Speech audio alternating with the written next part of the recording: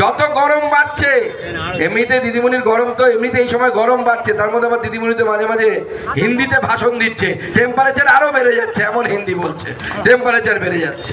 তো দিদিমণির ভাষণ শুনলে, হিন্দি ভাষণ যদি আপনি শোনেন, টেম্পারেচার এমনি 2 ডিগ্রি সবসময় বেশি। দিদিমণি ভাবছেন যে এইভাবে বিজেপিকে ভয় পাওয়ানো যাবে। আমার ওখানে সুকান্ত মজুমদারকে আমার 2য় ফেজে ভোট ছিল, ভাবতে পারবেন না, সুকান্ত মজুমদারকে হারাতে হবে, সেই জন্য 4বার গেছে, একটা মুখ্যমন্ত্রী একটা লোকসভায় 4বার সভা করছেন। আমি এই মঞ্চ থেকে ঘোষণা করছি মুখ্যমন্ত্রী, তাতেও কোনো লাভ হবে না, ওখানেও বিজেপির পদ্ম ফুল ফুটবে, এখানেও বিজেপির পদ্ম ফুল ফুটবে। আজকে আমাদের প্রার্থী জাস্টিস গাঙ্গুলি।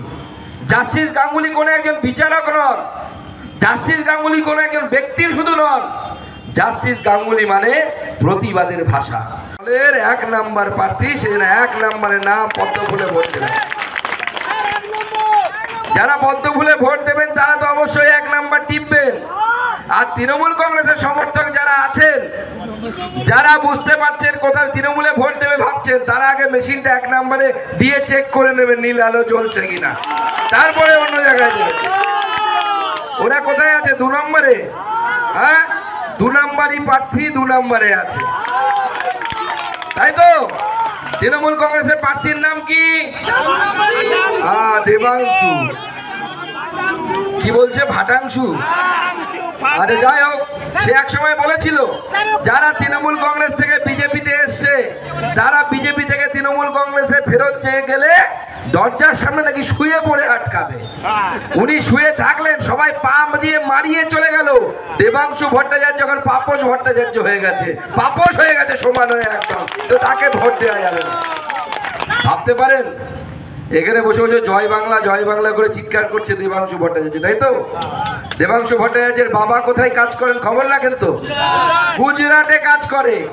যে এখানে প্রার্থী হয়ে জয় বাংলা করছে, সে যাচ্ছে হচ্ছে, তার বাবা যাচ্ছে হচ্ছে গুজরাটে কাজ করতে। আমি এটাই বলছি, বাংলার জনগণকে আমাদেরকে এটাই বলতে হবে, নিজের বাড়ির লোককে বিজেপি শাসিত রাজ্যে না পাঠিয়ে, নিজের বাড়ির ছেলেকে বিজেপি শাসিত রাজ্যে না পাঠিয়ে বিজেপিকে নিজের রাজ্যে আনুন। কাজ বাড়ির পাশে পাবেন, শিল্প বাড়ির পাশে পাবেন। কালকে হঠাৎ দেখলাম, আমি কোলাঘাটে বসেছিলাম কিছুক্ষণ আপনাদের এই সভার আসার আগে, হঠাৎ কালকে সন্ধ্যেবেলায় দেখতে পেলাম যে শুভেন্দুদার ওখানে একটা বিশ্রামের জায়গা আছে, সেখানে হঠাৎ করে পুলিশ চলে গেছে।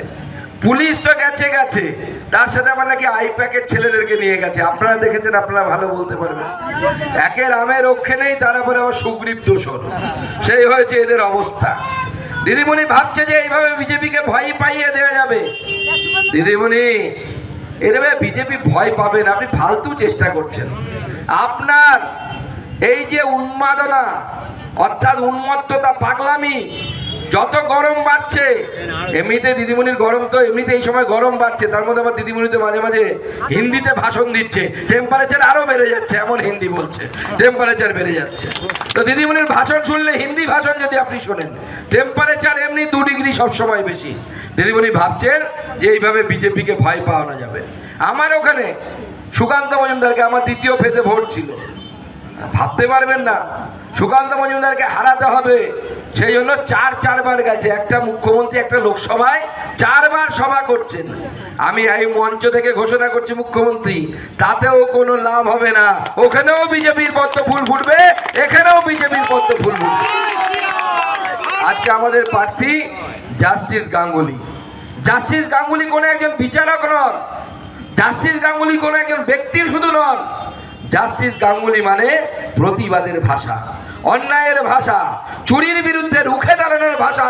তিনি বিচারক হিসেবে যে কাজ করে গেছেন, বাংলার বেকার যুবক যুবতীদের ভবিষ্যৎকে রক্ষা করার জন্য যে লড়াই করে গেছেন, সেই লড়াই, আপনাদেরকে সেই লড়াইকে সম্মান দিতে হবে। যে ব্যক্তি নিজের চাকরি ছেড়ে চলে এলেন, আরামের চাকরি ছিলেন, ছেড়ে চলে এলেন, জাজ যখন তখন যাকে ইচ্ছে জেলে ঢোকাতে পারতেন, সেই ক্ষমতা ছিল তার পেনে, তিনি সেই চাকরি ছেড়ে এসেছে। 1 নাম্বার প্রার্থী, সেজন্য 1 নম্বরের নাম পদ্ম ফুলে ভোট দেবেন। যারা পদ্ম ফুলে ভোট দেবেন তারা তো অবশ্যই 1 নাম্বার টিপবেন। আর তৃণমূল কংগ্রেসের সমর্থক যারা আছেন, যারা বুঝতে পারছেন কোথায় তৃণমূলে ভোট দেবে ভাবছেন, তারা আগে মেশিনটা 1 নম্বরে দিয়ে চেক করে নেবেন নীল আলো জ্বলছে কিনা, তারপরে অন্য জায়গায় দেবেন।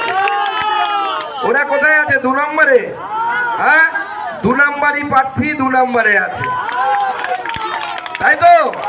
তৃণমূল কংগ্রেসের প্রার্থীর নাম কি? দেবাংশু। কি বলছে? ভাটাংশু। আরে যাই হোক, সে এক সময় বলেছিল যারা তৃণমূল কংগ্রেস থেকে বিজেপিতে এসছে, তারা বিজেপি থেকে তৃণমূল কংগ্রেসে ফেরত চেয়ে গেলে দরজার সামনে নাকি শুয়ে পড়ে আটকাবে। উনি শুয়ে থাকলেন, সবাই পা দিয়ে মারিয়ে চলে গেল। দেবাংশু ভট্টাচার্য যখন পাপস ভট্টাচার্য হয়ে গেছে, পাপস হয়ে গেছে সমান হয়ে একদম, তো তাকে ভোট দেওয়া যাবে না। ভাবতে পারেন, এখানে বসে বসে জয় বাংলা করে চিৎকার করছে দেবাংশু ভট্টাচার্য, তাই তো? দেবাংশু ভট্টাচার্যের বাবা কোথায় কাজ করেন খবর রাখেন তো? গুজরাটে কাজ করে। যে এখানে প্রার্থী হয়ে জয় বাংলা করছে, সে যাচ্ছে হচ্ছে, তার বাবা যাচ্ছে হচ্ছে গুজরাটে কাজ করতে। আমি এটাই বলছি, বাংলার জনগণকে আমাদেরকে এটাই বলতে হবে, নিজের বাড়ির লোককে বিজেপি শাসিত রাজ্যে না পাঠিয়ে, নিজের বাড়ির ছেলেকে বিজেপি শাসিত রাজ্যে না পাঠিয়ে বিজেপিকে নিজের রাজ্যে আনুন। কাজ বাড়ির পাশে পাবেন, শিল্প বাড়ির পাশে পাবেন।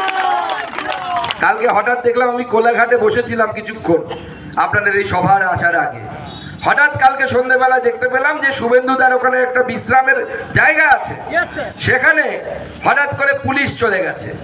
পুলিশ তো গেছে, তার সাথে আবার নাকি আইপ্যাকের ছেলেদেরকে নিয়ে গেছে। আপনারা দেখেছেন, আপনারা ভালো বলতে পারবেন।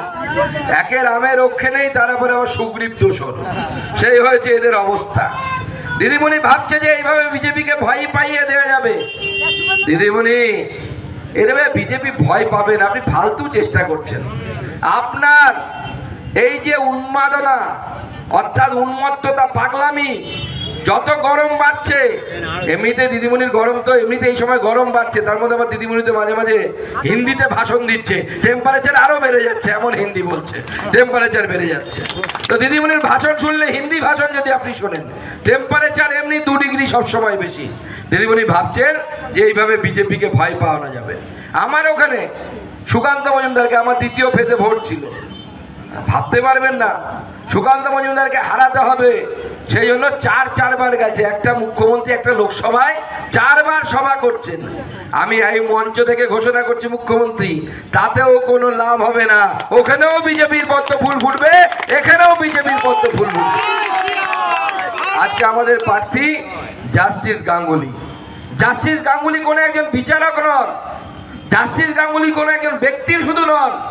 জাস্টিস গাঙ্গুলি মানে প্রতিবাদের ভাষা, অন্যায়ের ভাষা।